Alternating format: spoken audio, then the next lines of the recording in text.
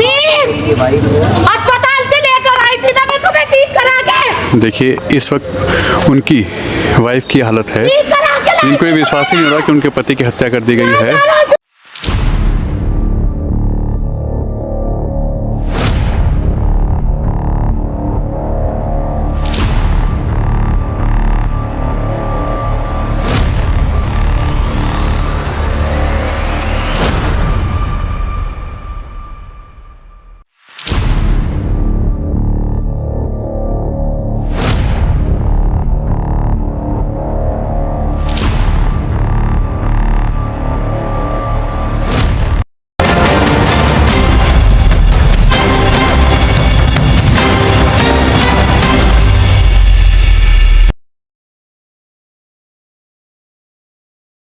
नमस्कार दोस्तों, मैं आपका दोस्त आपका साथी चंद्रजीत शर्मा। इस समय हम जो आपको अपडेट दे रहे हैं वो बहुत ही खतरनाक है और खासकर उत्तर पूर्वी दिल्ली में अब जिस तरीके से गैंगवार हो रहा है उसकी चेतावनी है। आपको याद होगा हमने अभी 31 तारीख को यानी 30 तारीख की रात को और 31 तारीख की सुबह सुबह आपको एक खबर दिखाई थी जिसमें वसीम नाम के जिस युवक की उम्र करीब 32 से 33 साल के आसपास बताई जा रही थी, जो कि शास्त्री पार्क इलाके का रहने वाला था, उसकी खबर दिखाई थी, उसके मर्डर की खबर दिखाई थी। अब उसमें एक नया अपडेट आया है। असल में वसीम को लॉरेंस बिश्नोई गैंग ने मारा है और उसकी इस मौत का जिम्मेदार उन्होंने अपने आप को बताया है और साफ कहा है कि इसकी जिम्मेदारी हम लेते हैं। अब कहीं ना कहीं यह सवाल उठता है कि आखिर लॉरेंस बिश्नोई का इसमें क्या रोल था। इसमें बताया जा रहा है कि वसीम को पहले भी मारने की कोशिश की गई है और जब वो जीटीबी हॉस्पिटल में एडमिट था तब भी उस पर वार किया गया था, मगर गलती से उसकी जगह कोई और मारा गया और ये बच गया था।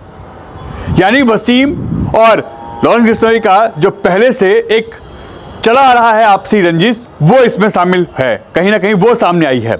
अब सवाल उठता है कि आखिर ऐसी क्या बात थी। बताया जा रहा है कि वसीम हासिम बाबा का गुरका था या ये कहें उससे जुड़ा हुआ था और वो लगातार लॉरेंस बिश्नोई गैंग के ऊपर कुछ ना कुछ कमेंट करता था और लगातार उनको कुछ ऐसी बातें कहता जिससे वो पहले इसमें खुंदक में थे। उन्होंने पहले भी अटैक किया था जिसमें वसीम बच गया था, मगर आखिर 30 तारीख की रात को वसीम को सरेआम मार दिया गया। इसमें जो एंगल निकल के आया था कि चाचा को भतीजे ने मारा है, मगर यहाँ भतीजे के द्वारा चाचा को मरवाया गया है और वो भी लॉरेंस बिश्नोई गैंग के द्वारा। उन्होंने साफ कहा है, उन सबको चेतावनी दी है जो भी लॉरेंस बिश्नोई के किसी भी चैलेंज को या किसी भी चेतावनी को हल्के में लेते हैं। उन्होंने साफ कहा है कि यह प्रमाण है कि हमारा कहा हुआ या हमारा जो भी हम जिसको चुनौती देते हैं उसको आखिरी तक नहीं छोड़ते और ये उसका जीता जागता प्रूफ है। हमने वसीम को पहले मारने की कोशिश की थी मगर वो बच गया था। इसका मतलब ये नहीं कि हम भूल गए हैं। हम आपको वो स्क्रीनशॉट दिखाते हैं जिसमें साफ साफ लिखा है, ये देखिए, ये स्क्रीनशॉट में साफ साफ लिखा है कि हमने इनको कुछ दिनों के लिए जरूर छोड़ा था मगर इनकी जान बख्शी थी, इनको मारना नहीं है या ये हमारे टारगेट से दूर हो गए, ऐसा नहीं है। हमने इसको ये करके दिखाया और उन सभी को ये चेतावनी देते हैं कि हमारी किसी भी चुनौती को, हमारे किसी भी जो चेतावनी है उसको हल्के में मत लीजिए। हमारा टारगेट फिक्स है और हम जब भी किसी को ऐसा वार्निंग देते हैं तो उसका अंत यही होता है।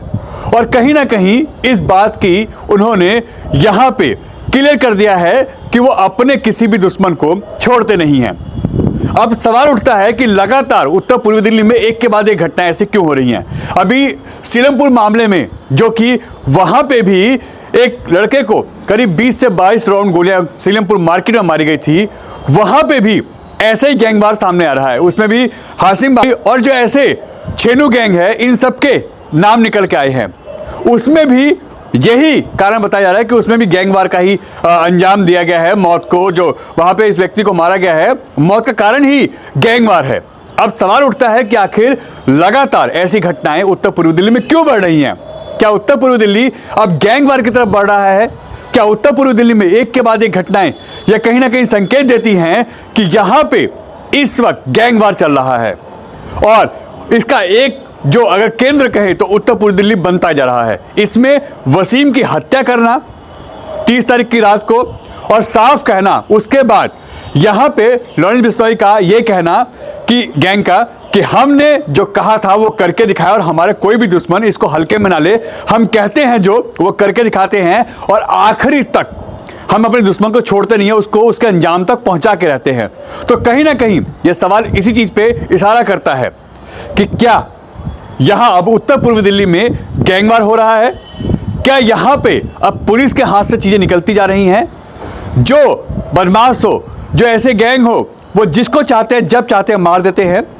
इसमें अपनी रंजिशें हैं वो सामने आ रही हैं, और इसी का एक जीता जागता उदाहरण शास्त्री पार्क के इस इलाके से निकल के आया, जहां 30 तारीख की रात को वसीम, जिसकी उम्र 32 साल प्लस थी, उसको सरेआम मारा गया और पहले भी हमला किया गया था मगर वो बच गया था। और अब उसको मारने के बाद लॉरेंस बिश्नोई ने साफ अपने सोशल मीडिया पेज पे डाला है, उसमें लिखा है कि इसकी जिम्मेदारी हम लेते हैं और हमने ही इसको मारा है और आखिरी अंजाम उसका यही था और हमने वो करके दिखाया। और ये भी चेतावनी उन सबको दी है जिनको वो लगातार टारगेट कर रहे हैं, जिसको वो बोल रहे हैं कि हमारे को हल्के में मत लीजिए, हम जो कहते हैं वो करके दिखाते हैं, और कहीं ना कहीं वो प्रमाणित हुआ है। तो ऐसे में पुलिस का डर क्यों नहीं है चीजों पे? और ऐसे गैंगवार अगर उत्तर पूर्व दिल्ली में बढ़ेंगे तो कहां है दिल्ली का प्रशासन और पुलिस? और गैंगवार बढ़ेंगे तो लोगों में डर भी बढ़ेगा।